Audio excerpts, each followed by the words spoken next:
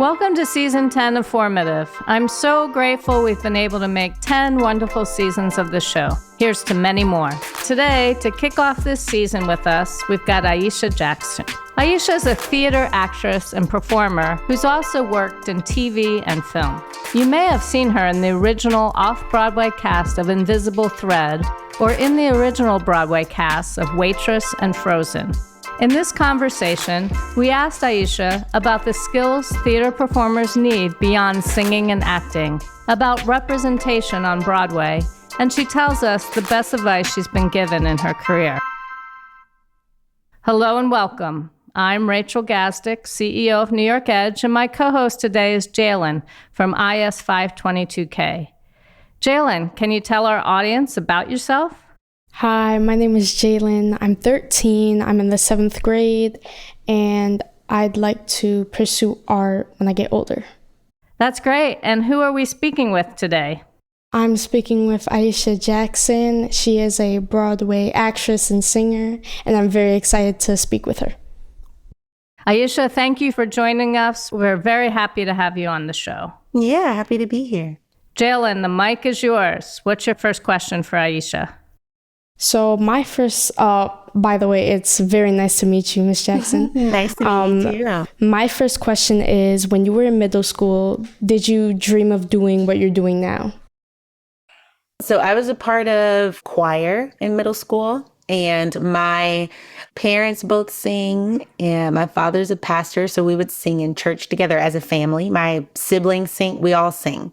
But I think in middle school, I was still desiring to either pursue being a teacher or a veterinarian. My mom is a teacher, so I always saw her growing up, teaching. She was a substitute teacher at first, so sometimes she would sub in our classes.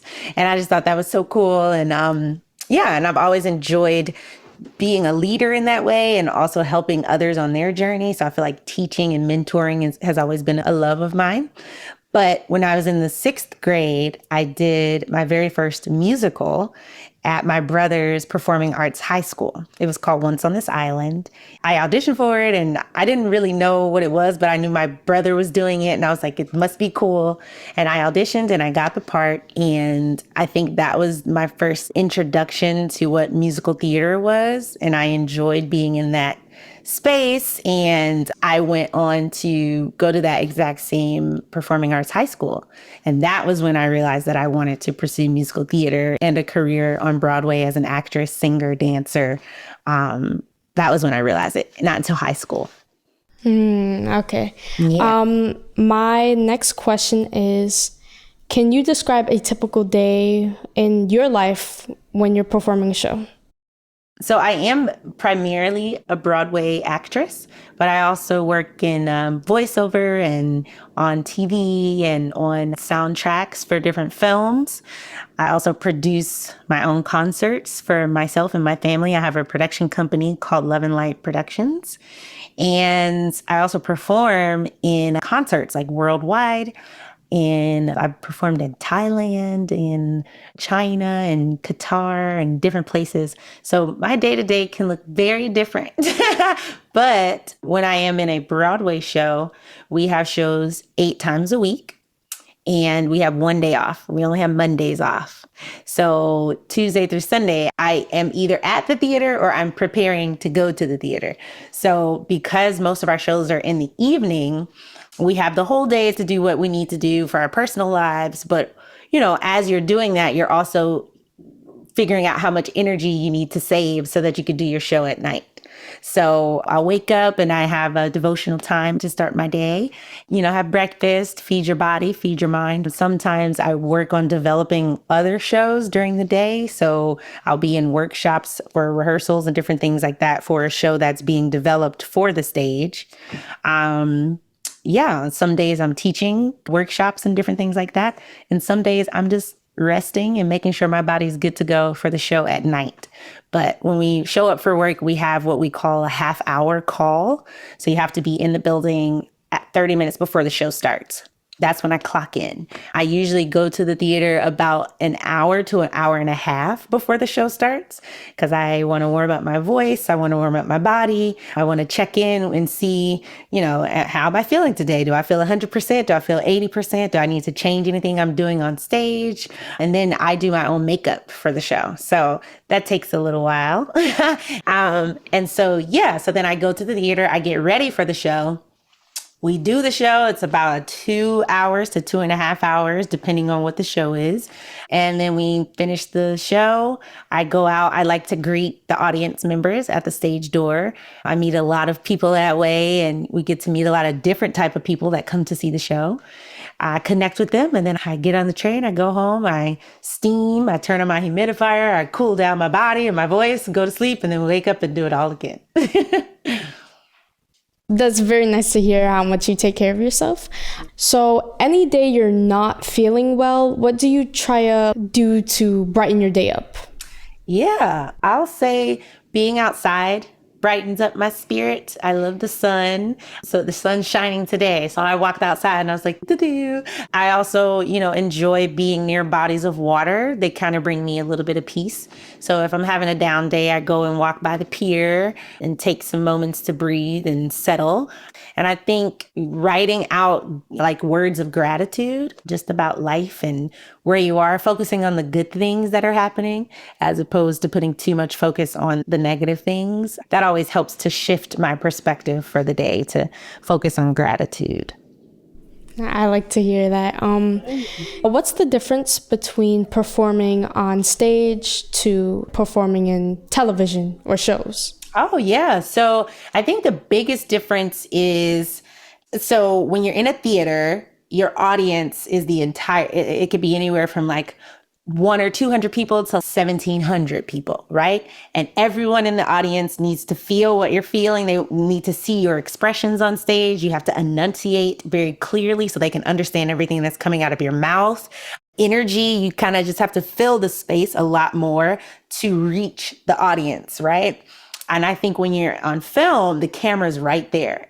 So you don't have to project as loudly. The audience comes to you. So you don't have to be as theatrical or large or big or all these different things. But you still have to enunciate. You still have to tell the story. You still have to be invested and connected. So those are the similarities. But I just think the audience, you have to go to the audience when you're in the theater. But when you're on the screen, the audience is like right there in your face. So you can turn it down a little bit less. So what skills besides acting and singing do you think a performer should have for things like performances and shows? Yeah, I think versatility. The schedule can always change, and our bodies, every day we wake up in a different mood. Every day I wake up, my voice is at a different capacity for the day. So I might not be able to do all of the different options. So I need to figure out different ways to access healthily the different notes that I have to sing that day. So I think, versatility is always being able to go with the flow and not allow like an audience that is more active. Sometimes we have audience members that are loud and they let us know that they are loving the show. And sometimes we have audience members that are completely silent, but that doesn't mean that they're not enjoying the show. Sometimes it just means that's the way that they take in art. So I think you have to be able to just go with the ebb and flow of the energy that's given to you on stage and believe in what you're doing on stage and believe in your talents and know that you're capable, you're doing your work. The audience is going to respond how they respond. I like how you mentioned how people react, because for me personally, I don't like to react much to things I find interesting. Instead, I like to observe it or listen to it closely so I can learn more about it. Yeah. Yep. Those are how some of our audiences are. So what's the best piece of advice you've ever received? Ooh. Sometimes when I get afraid and I get there, I have a friend who says, God didn't bring you here to embarrass you. And so that's very important to me. It's kind of like, well, yeah, you're here because you deserve to be here. Those were good words of encouragement that helped me over the summer when I had a bunch of different projects that were huge. And I was like, oh my goodness, I was a little afraid. This is kind of advice that I give to myself, actually. When I audition for certain roles, there's a lot of rejection in this industry. But when that happens, happens, I try not to beat myself up. I'll critique myself and be like, okay, you could have done this better, but also you did this great. And I remind myself that's not my blessing. So sometimes other people deserve to have that opportunity for whatever reason, and we don't always know why. But I say it's not my blessing, it's their blessing. And when they win, I want to celebrate them, right? Because when I win, I want them to celebrate me, right? And so it's a two-part thing of just respecting it's not your time, that's not your blessing, it's theirs. And make sure you celebrate others because it's a nice thing to do. And you're going to want them to do the same for you. So, do you have any words of encouragement for our listeners who want to follow their dreams? Oh, yeah. It's going to take a lot of hard work, but don't allow that hard work to deter you from going after what you want. Right? Because along the journey, you're going to have twists and turns and setbacks and jumps forward and victories and failures. But every single part of the journey is teaching you something. So I would say keep your eyes peeled for the lesson in the experience, whether it's joyful or negative or positive. Each step, it helps you in some way. It's been really helpful to be like, okay, what am I learning from this? Or, okay, how was that show? How was that audition? How was that experience? What did I learn? What was negative? What's something that I can work on myself? What's something that I did well? Like, I think it's important to just look for the silver lining in everything and continue to challenge yourself to keep growing and keep learning, because that's the only way you're going to continue to move forward. On your website, you talk about your role on Broadway, Frozen, and how did it feel to get that role? Oh, it was really cool. I auditioned for the part, and there was a woman who had been developing the part, Patty Mirren, in workshops and different things like that. So she actually got the role of Anna. So she originated the role, but I was the standby, which is the offstage cover. So whenever she didn't feel well or she needed to be out of the building for whatever reason, I got to put on the shoes of Anna. And it was really important to me because I got to represent my little chocolate drops, as I call them, in the role of Anna. There are so many young kids of color and grown adults that enjoy Frozen and enjoy those characters. And I think it was really cool to be able to embody Anna in my beautiful brown skin and show my chocolate drops that they can be princesses too. And I remember the very first time I went on, a patron came to me and was like, oh my goodness, this African-American girl was sitting next to me. And when you came out on stage, she like screamed to her mom. She was like, Mommy, she looks like me. And so I always hold that near and dear to my heart. Representation is very important. I think that you have to see someone who looks like you or comes from where you come from or, you know, shares a commonality. You have to see that so that you can go, oh, okay, I could do that too. And so I held that position with honor. And I thought it was a privilege to be able to be a goofy, quirky, little funny Anna and bring her to life and hopefully show some other people that they can do that too. I love how you describe so much representation within the performance community. Yeah. And I would like to ask you are there any roles that you think should have more diversity? Yeah, there are a lot of them. When I was cast as Anna, a lot of people said it was non-traditional casting. And that means the tradition was for her to be a white person, which I think is important, but I think it should be a tradition to have people of color in these roles. I don't think it should be non-traditional just because we pop them in there. And as we continue to do it more and more, it will become normal and it won't be this big, oh, this is for the first time, yada, yada, yada. But I also think it's important not to only focus on shows that have been done and bring in aspects of different religions, cultures, ethnicities, races. I think it's important to write new music and new theater and new TV shows and new whatever that focus in on those demographics, those different demographics. So I think it's definitely important to continue to cast people because they're great for the part and they just so happen to be a different race than you would normally put in that part. But there are so many parts on Broadway that could be occupied by people of color, and I hope to see that more. If you could perform any role in any show, past or present, what would it be? Okay, so I have a two-part answer for this. So the first part is I would like for somebody to write a role specifically for me, for my voice and for my gifts and my skills. So someday that's going to happen. But a show that's already been done on Broadway, it's a show called Aida. And Heather Headley brought it to life on Broadway the very first time. I'm hoping that they revive it at some point soon on Broadway and that I get to do it. But yes, Aida in Aida, the musical. Yeah.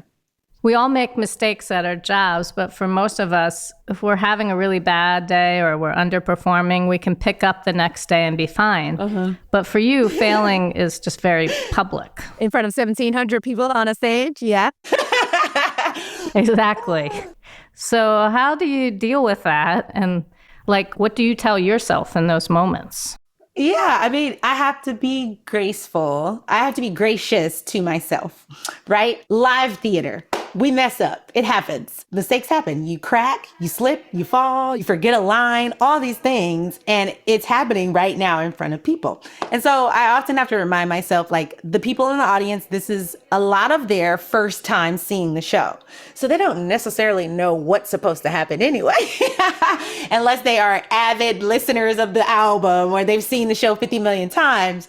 They're sitting there having this experience for the first time. So you kind of just give yourself that freedom of it's going to be different every single night. And if I make a mistake, it's okay. To some people, they might not even notice. In Frozen, I was the standby. So that meant I wasn't on every night. I was up in my dressing room, standing by just in case I was needed. And there was one night that I was on.